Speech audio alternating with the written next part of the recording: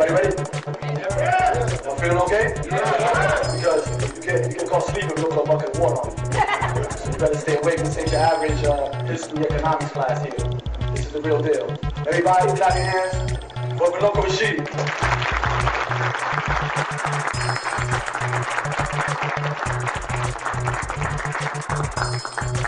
Good afternoon, brothers and sisters. Okay. Let me begin in the African tradition. It's been observed already to first acknowledge all the elders in the room today and request their permission to speak. I have your permission to begin. It's a pleasure to be here. Until yesterday, well, actually until today, I can say that there were two states in the South that I hadn't lectured in. One was Mississippi, and the other is Virginia. Now, all that changes with today. In fact, I had only been through Virginia one time. I took a Greyhound bus about 15 years ago from Atlanta, not even an Amtrak, a Greyhound bus, not even Continental Railway, to Washington, D.C. And I remember stopping in Richmond for about 5 minutes, and that was the extent of my experience in Virginia. But now that I've been here just a few hours, I know I'll be back and I'm going to spend a lot of time here. This has been a wonderful experience. I want to thank the Amani Foundation for bringing me here. I'm particularly grateful to Brother Sekou Garner, and give him a black hand in the Amani Foundation as well.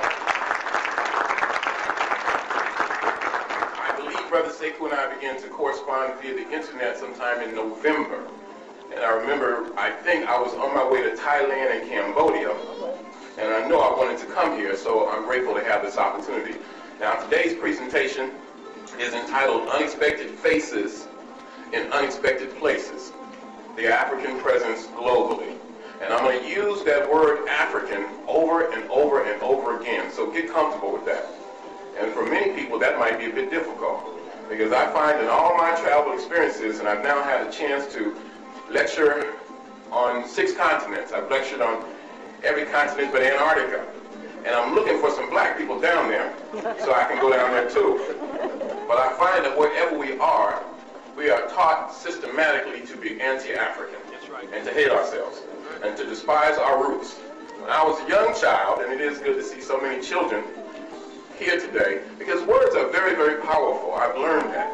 And you never know what impact the words you speak are going to have on people in the audience. You never know whether the next Marcus Garvey or Elijah Muhammad or Harriet Tubman or Rosa Parks are waiting to be inspired. But I remember as a child, if you had called me in African, we'd be scrapping. We'd be rolling in the dirt, because that was the worst insult you could possibly give me. But if you call me in African now, then I'm just delighted. Brother Sekou, were you trying to get my attention, brother?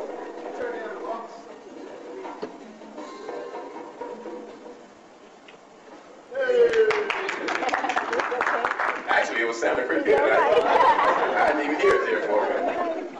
Yeah, I was taught to be anti-African, and we're taught to be anti-African in Africa. I've done more than 1,000 presentations now, and a lot of times what I do, and I give seminars for teachers in the public school systems, and my job is to teach teachers how to incorporate this information in their curriculum. I remember doing a presentation a few years ago in Sacramento, California. I was born and raised in California, most of my life in Los Angeles. I live in San Antonio now. And I remember doing a presentation supposedly for minority teachers.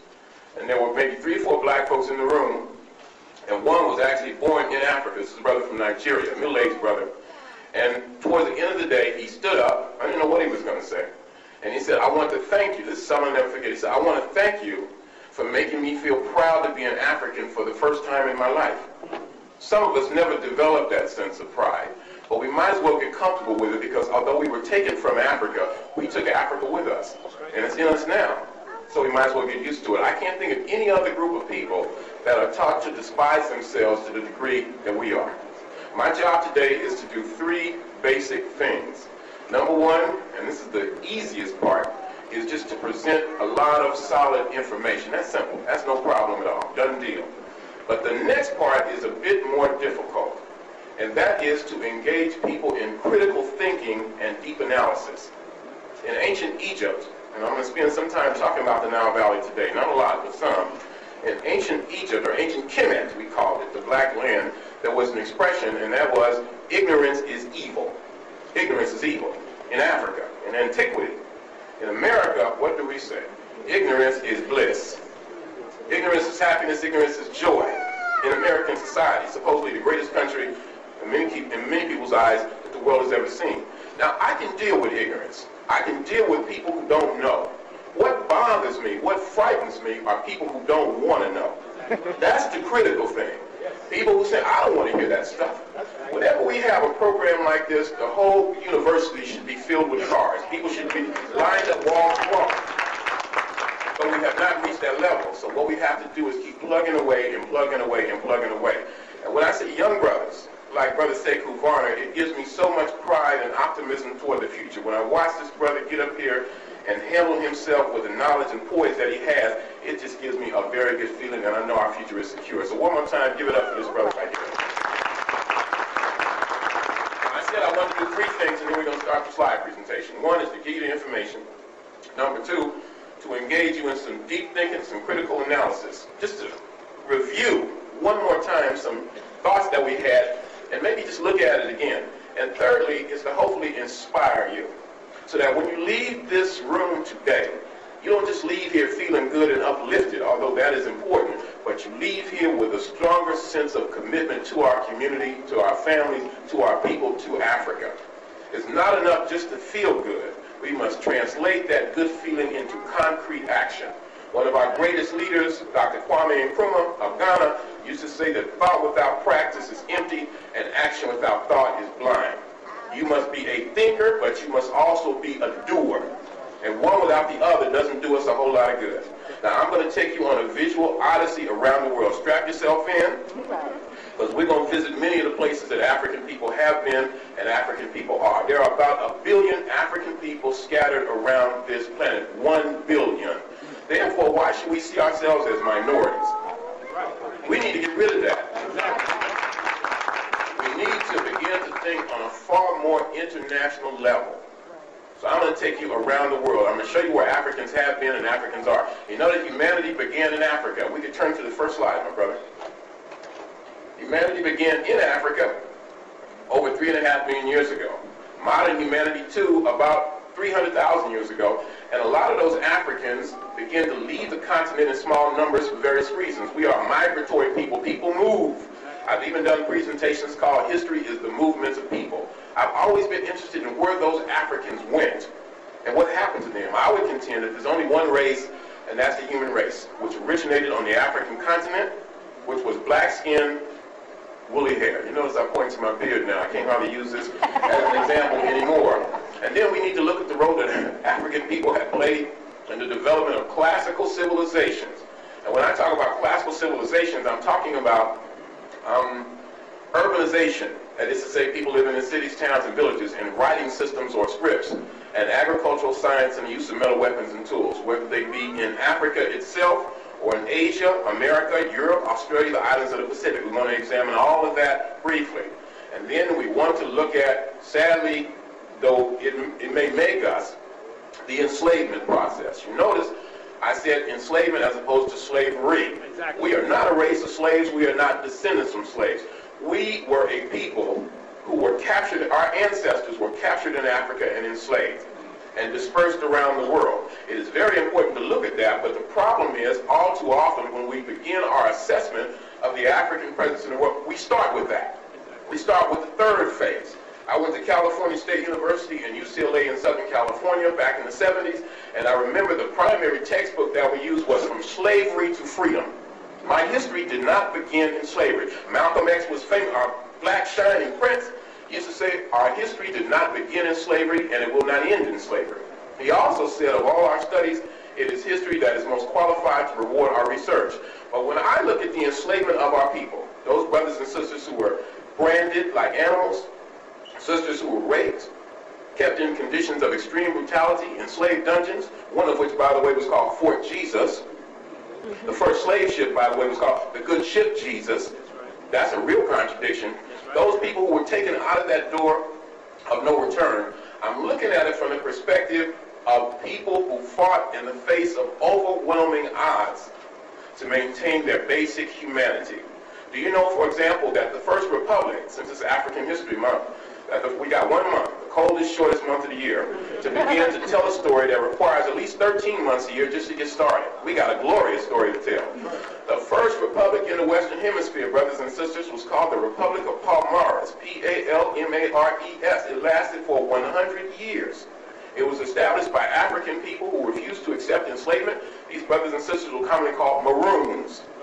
And this republic, Palmares, in the heart of Brazil, was established in 1698. The Dutch, the Portuguese couldn't crack it for 100 years.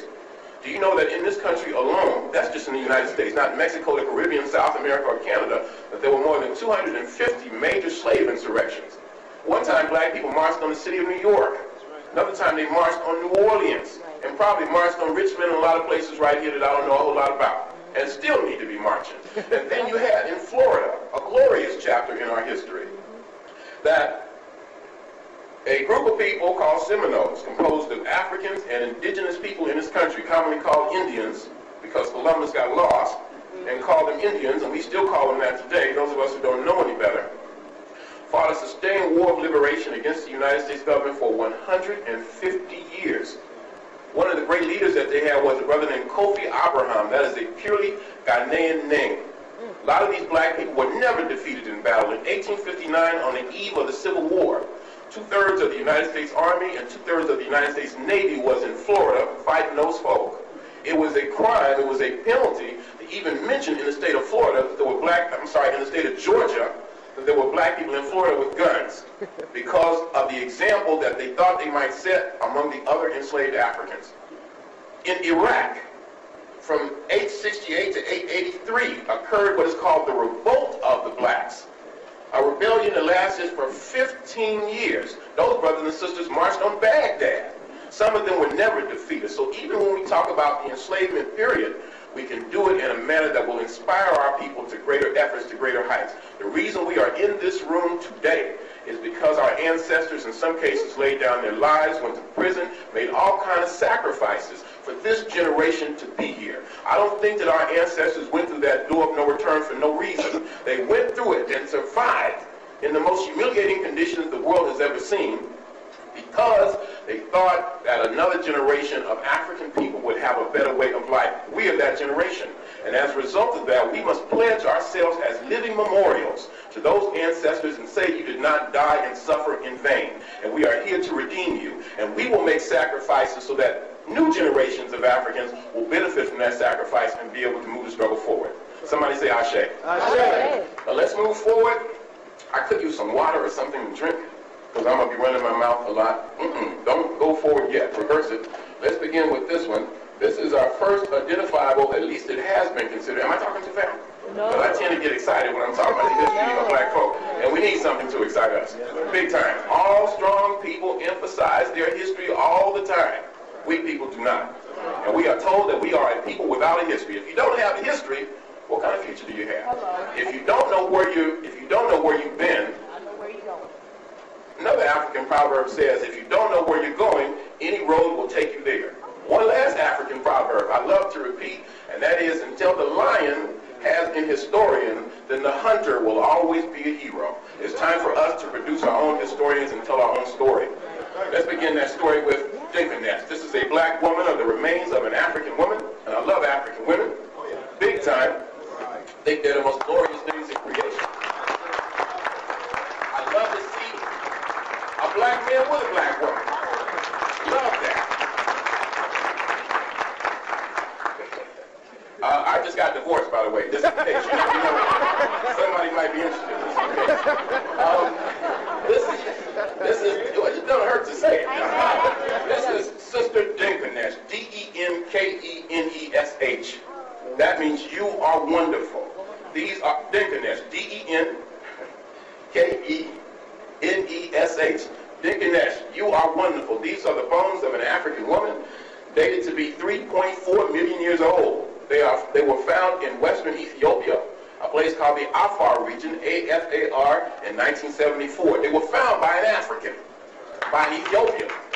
Now, of course, there was a European American named Donald Johansen who headed up the team, and he achieved fame and fortune as a result of something that he had very little to do with. Does that sound familiar to you? You heard that story before? He called her Lucy, because there was a popular song in certain circles. It was popular, I suppose, called Lucy in the Sky with Diamonds, a Beatles song that was out at the time. I'd never really been too down with the Beatles.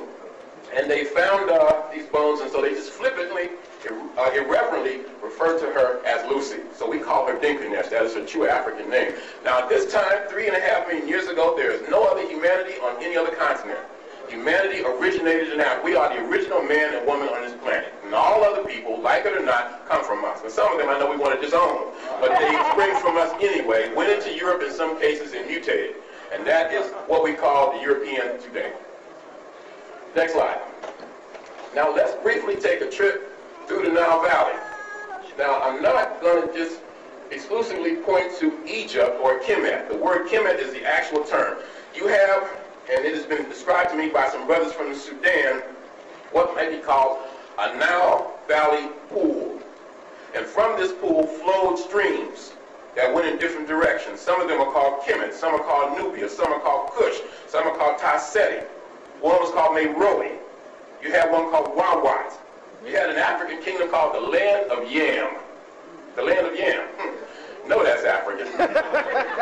And all of them were mighty kingdoms. But the baddest one of all, where Africans got off the most, is called Kemet. And sometimes we refer to it as Egypt of the Pharaohs. It is the finest expression of civilization that the world has ever seen. It lasted so long, we don't even know the beginnings of it.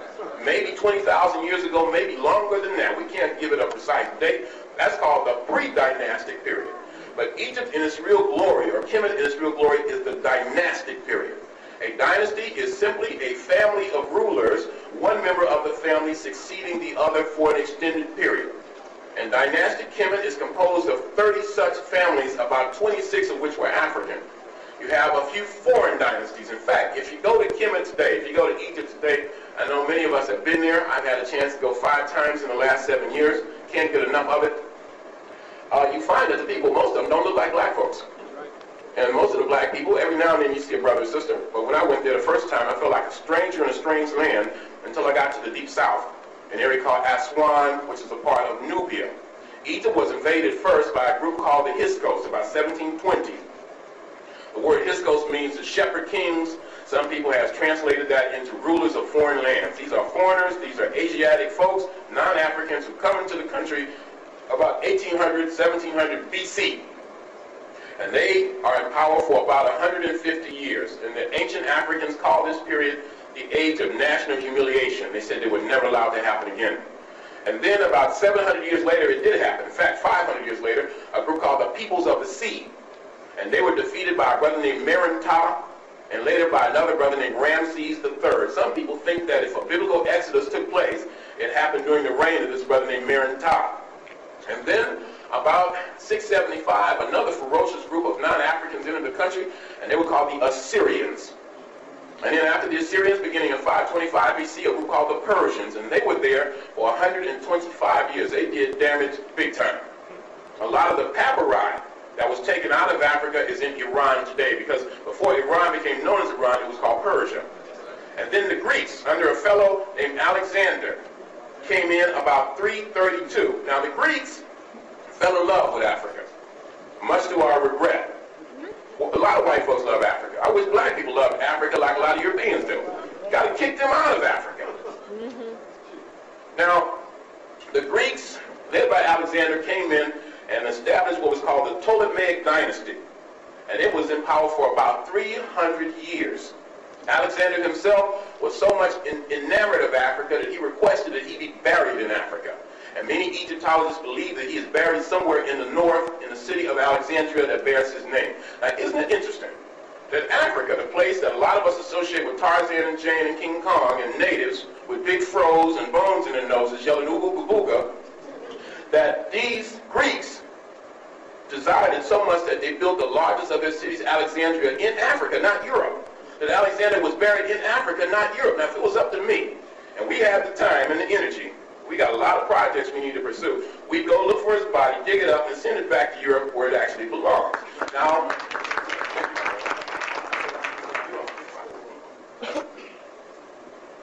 and then the Romans came under Augustus Caesar. And I haven't found any African ancestry in Cleopatra yet. Don't really want to find any. Cleopatra, I think, was a wannabe. If she could have been African, she would have been African. So the Romans came, and then the biggest invasion, and occupation of all, and that is the Arabs. The Arabs are non-African people. They were not invited to our home. Nobody sent them a letter of invitation saying, come on through. They invaded Africa. They enslaved our people. They softened it up to the extent that the Europeans could come in and pick over the bones. Those people are still in Africa today. They are not Africans. They have enslaved our people today in the Sudan and Mauritania. That is a disgrace. The idea that African people are enslaved in Africa today by non-Africans should be an insult to all of us. They are still there. They occupied Egypt, and they treat it as if it is their own. They exploit the monuments and antiquities of ancient Africa, and they disgust me. And then you have the French. Now the French are very important, because they came under Napoleon in 1798. Now Napoleon's invasion of Africa is different than the others, and that he brings with his army of about 50,000 men, about 175 scientists, artists, and engineers. And they begin, these Europeans, these Frenchmen, begin to find out just how significant ancient Egypt had been. Up to that point, very few people had a problem, brothers and sisters, connecting ancient Egypt with Africa. It was just assumed that it was African. But when they began to find all these great things, Egypt was artificially severed from Africa. And we begin to hear about terms like the Middle East and the Near East, places you cannot find on a map or globe that exist in our imaginations. And why is that? Because 1798 was the height of the transatlantic slave trade, where African people are being removed by the millions to the Western Hemisphere to work and slave for non-African people. So they had to remove the greatness of Africa from the minds of our people and try to diminish that. And Europeans have done a marvelous job on that.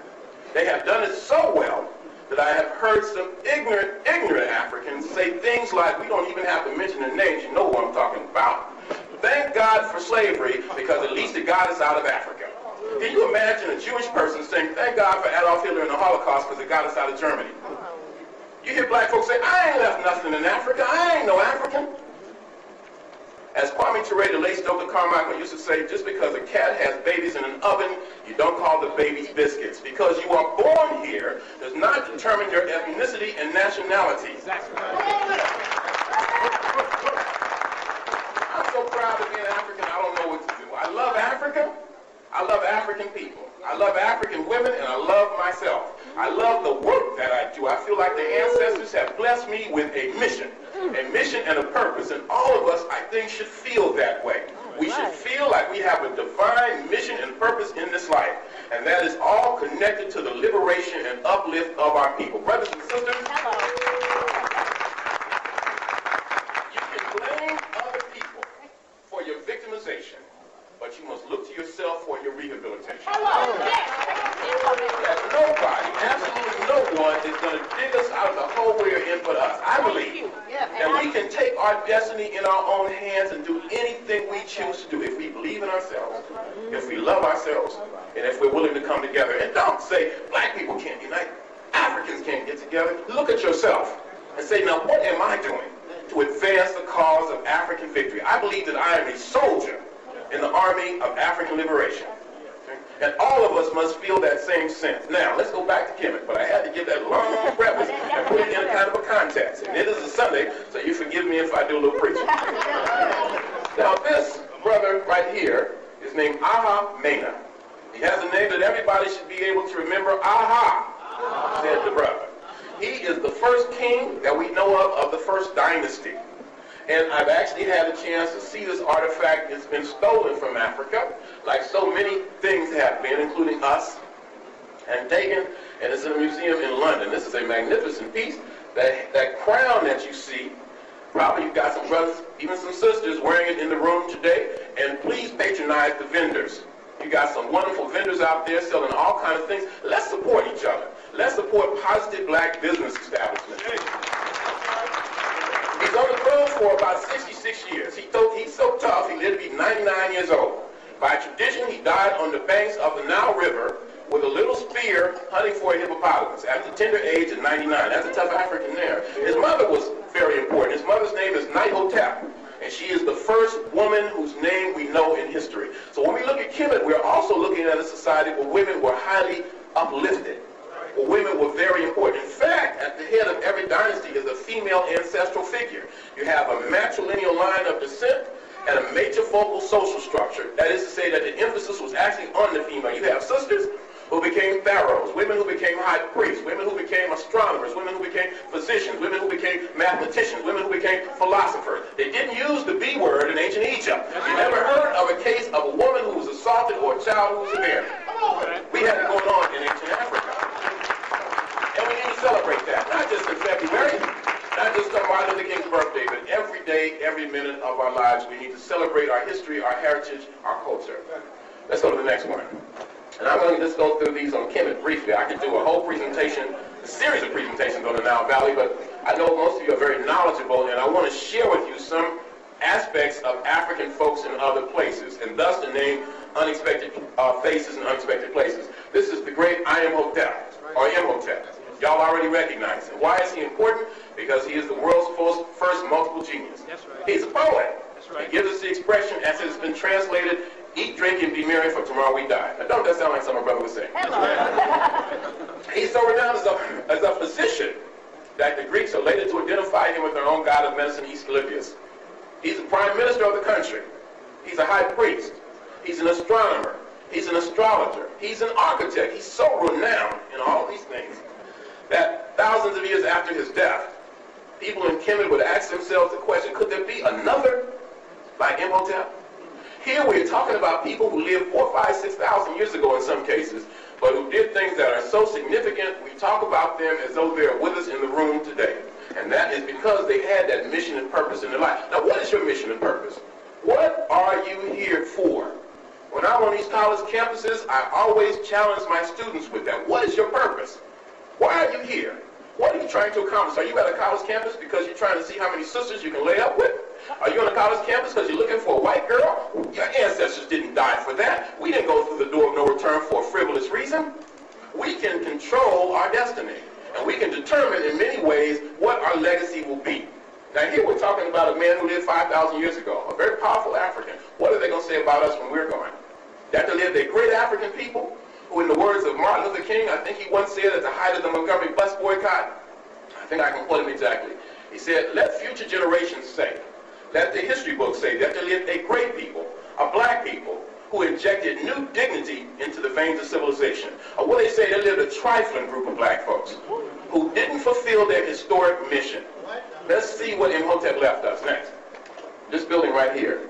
In fact, if we could maybe just move the slide projector a bit so that it's right in the center. There we go. This monument, which is called the Step Pyramid, many of us have been there and seen it. People like Dr. Ben, like Asha Kwesi, like Asa Hilliard, like Charles Finch, like Jacob Carruthers, like Pat Newton, like many others, have taken us to Kemet and shown us the still visible splendors of our ancient ancestors. I've been to this monument about 8 times, and it's like a jewel in the sand. It's in a place called Saqqara, S-A-K-K-A-R-A. It's about 200 feet high. It's made of limestone, and it is the first large stone building. Not only is it the first pyramid, but it's the first large stone building in the world. African genius developed that. And I'm not talking about slaves now. I'm talking about free African people here. There weren't no Hebrews around at this time, and certainly they didn't have anything to do with this right here. Next. Now these are the so-called true or classic pyramids, and there are about 100 of these. I had read every book I could get my hands on in Egypt before I finally went there in 1992.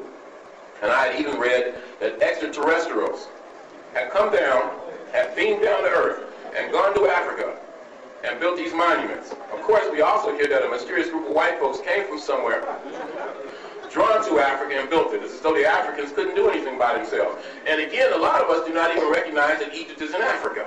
A lot of us never make that connection. I try to go as often as I can, and whenever I take a big trip, I always go spend time with my mother. She lives in L.A. She's 82 years old. I love her very much. I lost my father last year, so my mother's even more important. And I would say, Mom, I'm going to Egypt, I'm going to Egypt, I'm going to Egypt. She thinks when I take a trip, that the terrorists are going to get me, right?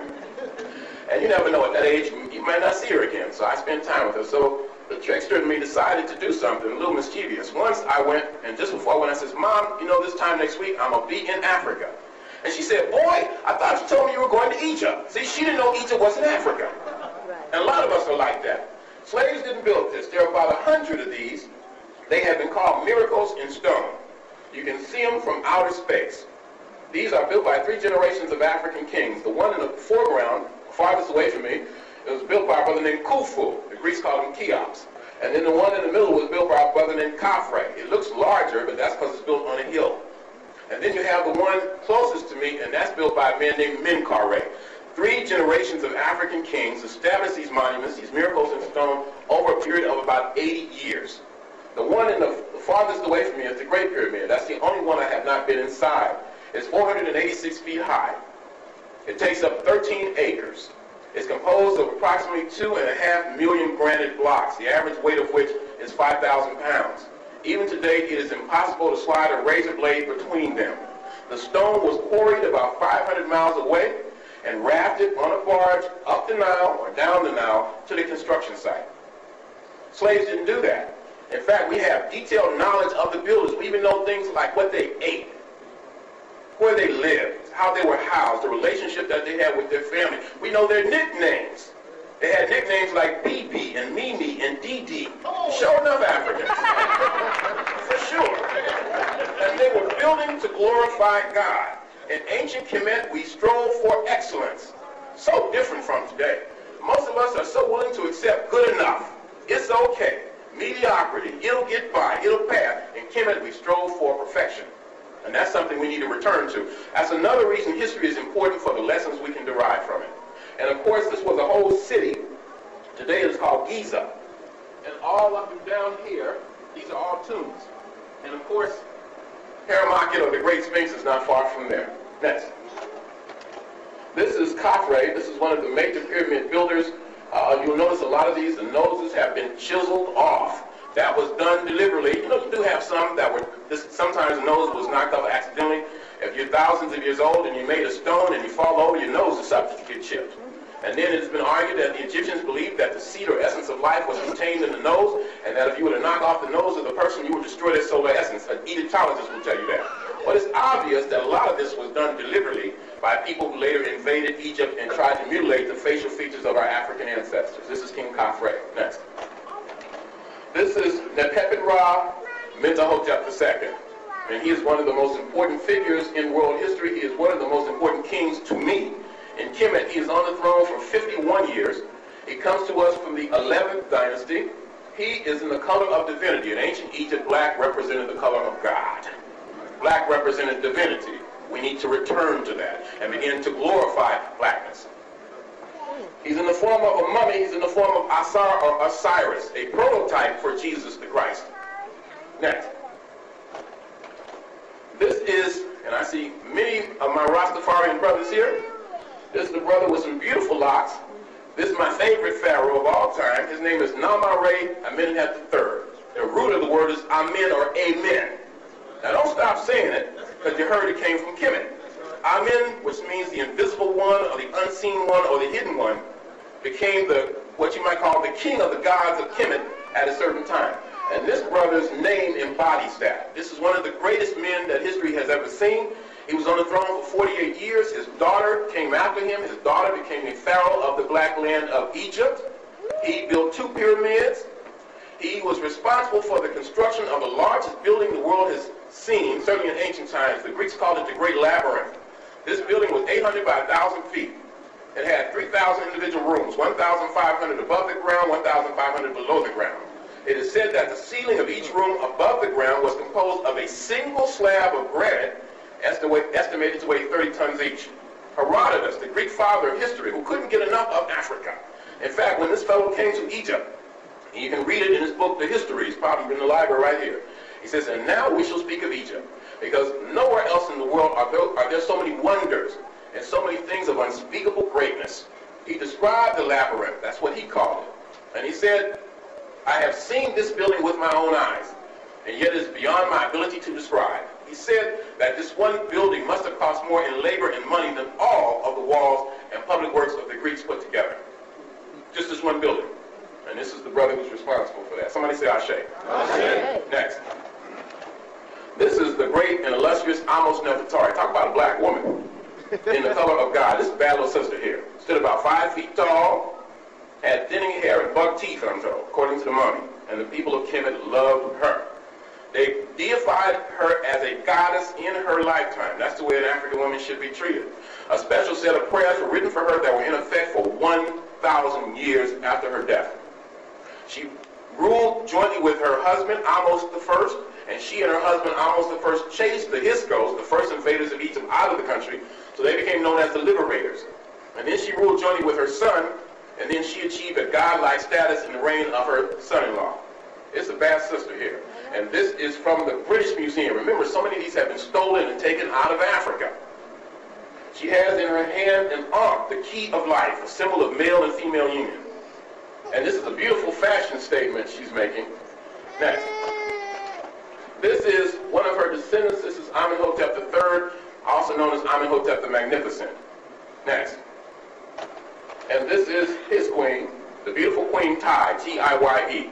They are the parents of three great African kings, a brother named Akhenaten, who is sometimes identified as the world's first monotheist, and then you have another son named Smenkhare, and then finally King Tut, or Tutankhamun, whose significance was that his tomb was so well concealed that it wasn't open, it wasn't ripped off until the 1920s, led by a fellow named Howard Carter.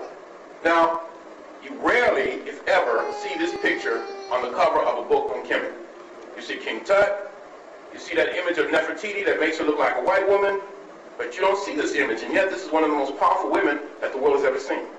Tough sister, Queen Tiye. Looked like the sister you saw in Sunday school this morning. Next.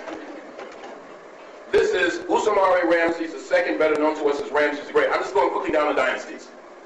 Aha, Dynasty 1. Imhotep represented Dynasty 3. Khafre was from Dynasty 4. Then I believe I showed you that Pepet-Ra Mentuhotep II of Dynasty 11. Amenemhet III of Dynasty 12, which is the classical age in literature and art. And then Ahmose Nefertari, Queen Tiye, and Amenhotep III. I know I'm going fast, because I want to cover a lot. The content is what's more important than the detail. They were from Dynasty 18. And Ramses the Great, as he was known, is from Dynasty 19. This brother also lived to be about 99. He was on the throne for 66 years and 6 months. A great family man, big time, had between 150 and 300 children. Took care of every one of them. That's the most important thing. Anybody can produce a child. Everybody's not prepared to assume responsibility for a child. That is the test of true manhood to me, by being willing to accept your responsibilities. He was a great builder. He had a big ego. Sometimes if Ramses saw a temple or a statue or a monument that somebody else had built, and he took a liking for it, he'd knock the other fellow's name off and put his name on there. He glorified the name Ramses to the point that 200 years after his death, the name Ramses was synonymous with kingship. And for those of you who do not think that the ancient people of Kemet were African, just compare it with this brother right here from Rwanda, a Tutsi from Central Africa. In September, actually October, I was a scholar in resident at the University of Central Arkansas, a place called Conway. And I was hosted by a group called Umoja wa Africa. They represented 32 countries in Africa. French-speaking Africa, English-speaking Africa, Portuguese Africa, Spanish Africa. And they hosted me for a week, and I did a series of presentations. Now, the head of the organization was a brother named Jean-Claude from Rwanda. His father was a diplomat. At the age of 23, Jean-Claude speaks 6 languages. He's already lived in 12 different countries. But he told me, he said, Brother Runoko, it's not unusual for some of the students on this campus to seriously ask me if I have a tail between my legs. Another sister in the organization was from Niger in Western Africa. Her father was the former president of Niger. She says, Runoko, students have asked me and brought me to tears by asking me, do you all still live in the trees? People are just that ignorant of Africa. This is a university we're talking about. When I come back from Africa, sometimes people say things like, do they have cars in Africa? Do they have telephones in Africa? Do they still swing through the trees in Africa? And I'm talking about well-meaning people who don't know. But Brother John Claude said, Runoko, sometimes I prefer for them to ask me a question that we might perceive as stupid or insulting rather than think those things and not raise the issue. We got a lot of education work to do. This is the great Ramses. Next. And this is Taharka. Taharka is mentioned in the Bible 3 times. He sent an army to Jerusalem to save his Jewish allies. When he was a prince, he led an army all the way to Spain from Eastern Africa. He's in the book of Kings, I think 2nd book of Kings, and Isaiah. He is a great warrior king. and Dr. John Henry Clark called his reign our last great walk in the sun. This is from the 25th dynasty. That's about 650 BC. Next. This is Hannibal Barca, the great and illustrious warrior king from North Africa, a country called Carthage or Carthatus, which means a new town. Hannibal, and he comes from a family called the Barca, B-A-R-C-A family, and it has been argued that they were actually founders of the Spanish city of Barcelona. Of course, Hannibal achieved lasting fame by taking an army with elephants across the Pyrenees, over the Alps, over the Rhone River to the doorstep of Rome, and fought the Romans who were trying to wipe the Africans out for 20 years. This is the great Hannibal Barca. This is Hannibal depicted on a coin. Next. This is Sultan, focus it please, Mansa Musa, a great Muslim king who led a pilgrimage, a Hajj to Mecca. He is Sultan of the Mali Empire. Of course, in West Africa, even after the fall of the great Nile Valley kingdoms, you have Ghana, you have Mali, you have Songhai, the heart of which was Timbuktu. Next. This is a beautiful piece from West Africa, from Nigeria. Brother Danny, I think, said his queen was from Nigeria, so this one is for you, sister. This is a beautiful piece made of bronze from Nigeria. Next. Now, these are some photographs that are new, and I couldn't resist showing them. These aren't unexpected faces, but I love images of African children. And I was finally able, after years of work, to accumulate enough photographs to do a presentation on images of African children globally. Let me share a few of those with you. This is a beautiful young child from Uganda in Central Africa, where the people of Kemet actually came from. I love that piece right there. Real pretty. Look at those eyes, and think about it when we get to Asia, and that sandy-colored hair. Next. Ooh. From Kenya. These are from a community called the Pokot, P-O-K-O-T. Kenya. Next. From Mali. I love that hairstyle over there. Aren't they, darling? Next. From Niger. That's solid gold they're wearing on their ears. I know y'all would like to have those. Next. And also from Niger. And what can you say? Love our children. That is our future. Next. From South Africa. These people are called the San, S-A-N. They are known sometimes by the pejorative term Bushmen. Look at the hairstyles that you're starting to see a lot of brothers and sisters wear today. We were taken from Africa, but we took Africa with us. And it comes out in all kinds of ways. The clothes we wear, the bright colors sometimes. The gold sometimes we like to display, like the Ashanti in Ghana. The hairstyles. Our concept of time. Coming late all the time. What sometimes we refer to as CP time. Now, I used to be critical of that because I know we didn't build those pyramids because people came when they felt like it. But I also, after having been in Aboriginal Australia with black people over there, and they have what they call Abo time. And then being in India, among the black untouchables, they come late to a lot of things.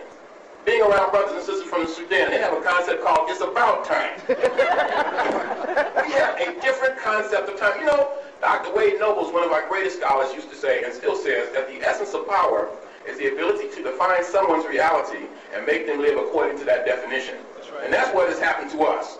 We are like a Frankenstein monster. We've been operated on, and then white folks can just go away and push the buttons. Because our mind has been so distorted and operated on that sometimes we become our own worst enemy, and we don't understand ourselves.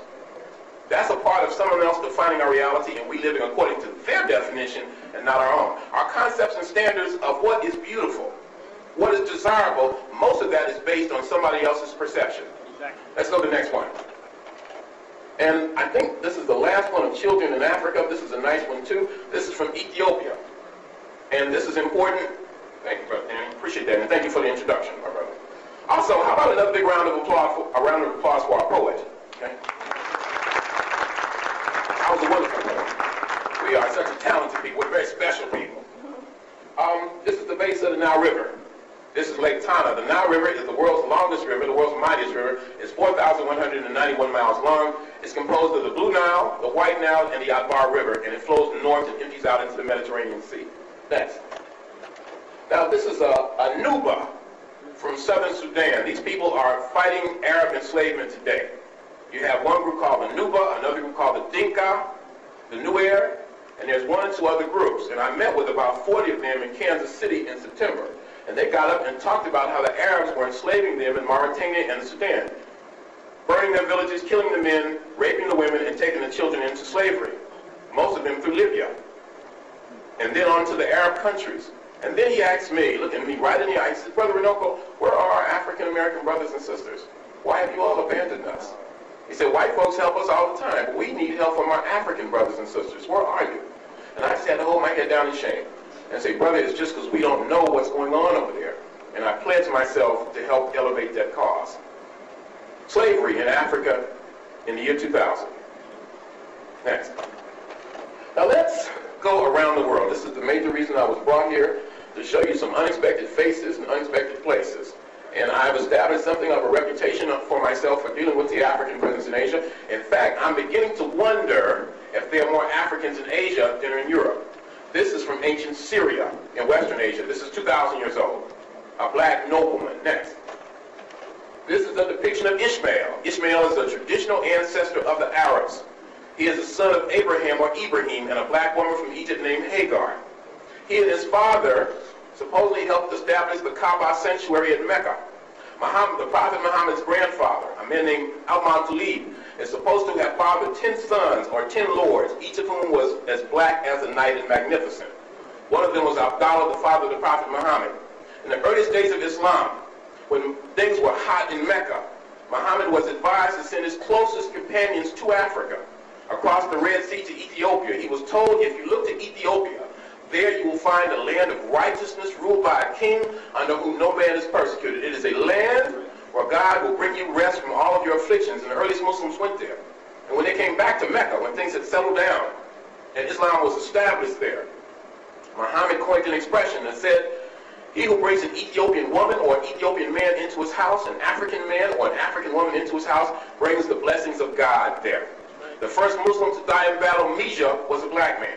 Muhammad's closest companion is a black man from Ethiopia named Bilal. According to J.A. Rogers, one of our great scholars of all time, some of his books may be out front, the Prophet of Islam told Bilal, Bilal, last night I dreamed I went to paradise, and I found that you had been there before me. You have black imams, black muftis, and you have a prominent black presence in Arabia today. Next. This is a depiction of what is described as a South Arabian temple guard. That's a bad brother right there. The sisters seem to love that slide, and I wish I had about 10 brothers like that just to go around in my slide presentations, okay? Don't let anybody go early. Make sure everybody buys something. Keep everybody in line. Next. This is a brother from southern Arabia today, the Arabian Peninsula. Next. This is a sheikh from Arabia, from Saudi Arabia, a Saudi. You have Prince Bandar. You got a lot of folks like that. Not only is he a sheikh, he was the Minister of Finance. This photograph was taken in 1954, the year I was born. A lot of black folks like that. The Crown Prince of Kuwait is a black man. You have black people in Oman, in Abu Dhabi, in Kuwait, Abu Dhabi, Bahrain, Qatar, the United Arab Emirates, Oman, Yemen, Jordan, Israel, Syria. Black people in all these places today, and we are not really connecting with them. We got to change that. Next. This is a sister from Palestine. She was a former student at Howard University. I lectured at Howard last night.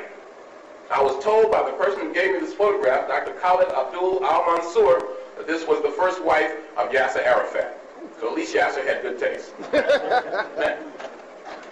This is a sister from Yemen. Now we're in southern Arabia, in Yemen, in the Arabian Peninsula. This is a black medical doctor. And isn't that beautiful what she's wearing?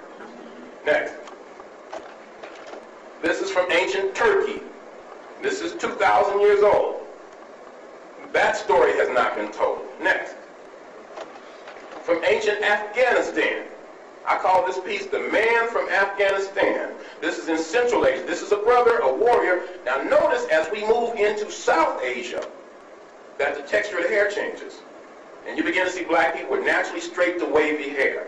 This is made of terracotta. This was taken from a place in Afghanistan called the Hall of the Black-Skinned Warriors. Next. Now this takes us to India. And this is a photograph that I shot myself. A lot of these are my own original photographs. This is taken from a city called Bodh Gaya.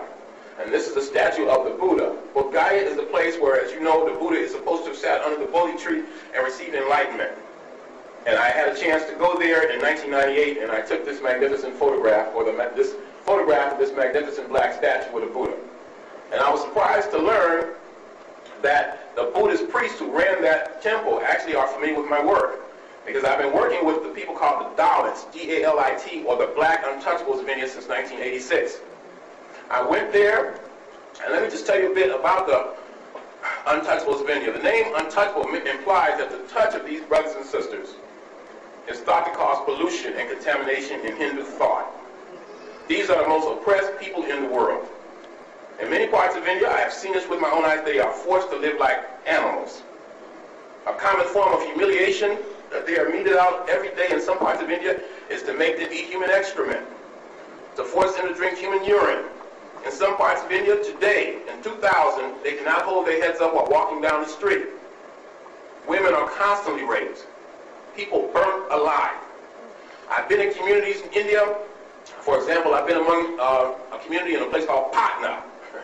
It's thing as if you were saying partner and you were speaking Ebonics. Patna in East India. And there's a group of black folks over there called the Dome, D-O-M. The Dome earn their living by scavenging. That means they clean toilets with their hands. And they put the feces in a bucket and walk to the edge of the community and dump it. And you can see this with your own eyes if you know the right people who will take you there. And you can see the feces just streaming down their neck. Some of these brothers and sisters are taught that their mere shadows will cause pollution. They are taught that in Hindu thought, because of karma and rebirth, something that they did in a previous lifetime, they're being punished today. A lot of us believe that. We believe we've been cursed, or we offended God, or we did something. Otherwise, why are we in the condition that we're in? These are questions that we're grappling with, and these brothers and sisters really suffer. And I love them. Spend a lot of time with them. Let me show you a few images of them next. Actually, this is before we get to the Untouchables. This is one last picture of a brother from early India. His name is Malik Ambar. He's another Muslim. He was captured in Ethiopia around 1575, taken to Asia and enslaved. He became a Muslim. He gained his freedom. He became a great guerrilla warrior. He built the post office. He built the mosque. He put poets and scholars and historians on pension. Love him for that. And all of his monuments he made of black stone. He became known as the Admiral of the Indian Ocean. And he was from the West Indian state of Gujarat. Next. Now these are some of the Dalits or Untouchables today. Black people with African features straight to wavy hair. I've had 3 tours to India, 3 educational tours. On one occasion, I went over there for 21 days by myself. Had all kinds of adventures. And this is a young black woman from South India. Now, you don't see any of these people on television, do you? Next. This is a tribal woman. She's from a group called the Banda, B-O-N-D-A, from East India, in a state called Orissa. Now, she looks like she could be Maasai from Kenya. Next. This is how they worship God. They worship God in the form of a black female. Now, that's deep. And as a secure African man, I have no problem with that. That's right. A black woman is God to them. What's wrong with that concept? Nothing. I know I'm in Virginia, but what's wrong with that? Next. In the Bible Belt. This is a brother named Satya Sai Baba. He's from the deep south of India. He's regarded as a miracle worker. That's right. Next. Now, I went to India for the second time in 1998, and I was in the deep south in a city called Trivandrum, in a state called Kerala. And I was honored by a group called the Kerala Dalit Panthers, who named themselves after the Black Panther Party.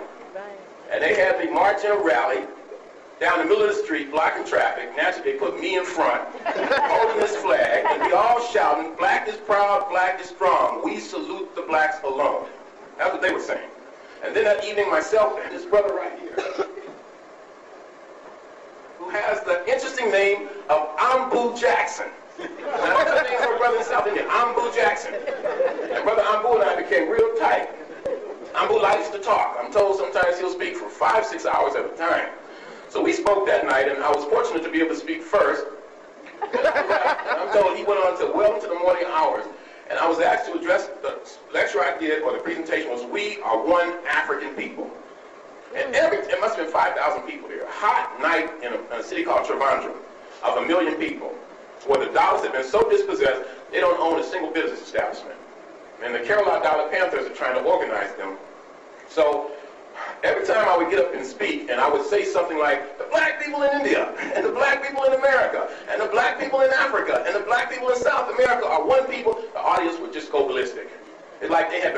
to hear that all their lives. There's a rising African consciousness movement in India.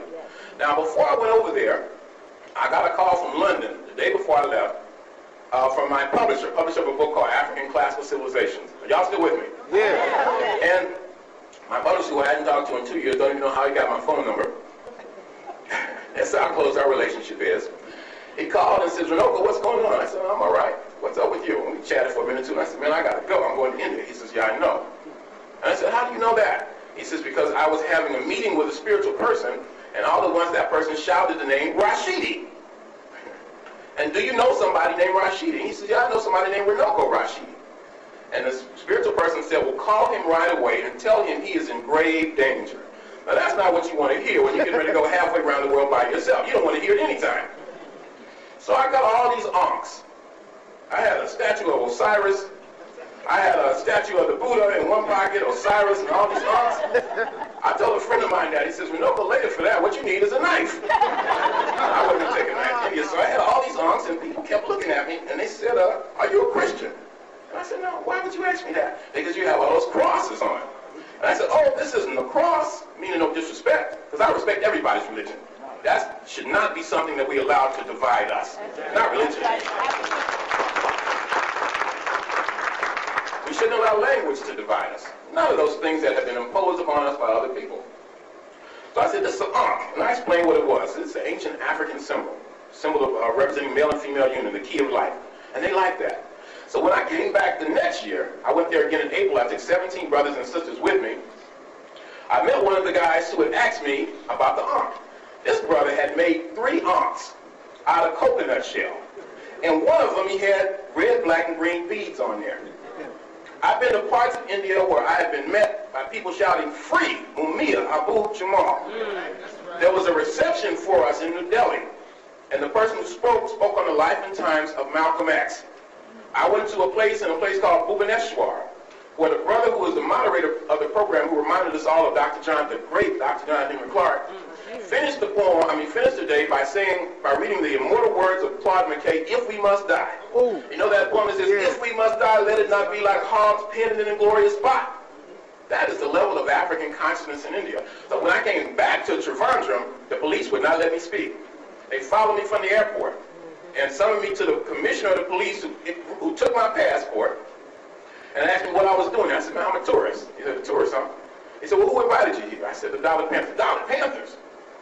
He said, well, what are they going to do? I said, well, they organized the rally. Well, I'm supposed to be the keynote speaker. The Dollar Panthers told me they were going to have 10,000 people there that night from all over that state. Police said, no way. Our enemies are definitely afraid of Africans uniting on an international basis because that's the end of white supremacy. They understand that. Let's go to the next. Let me show you a few more. Next. Now, this is in that same city. This is what a lot of people look like. Now, that's me on the end if you haven't guessed. Look at this sister. Now, the reason she is beautiful, but the reason we took the photograph is because it looks as though we could be related. Right. Next.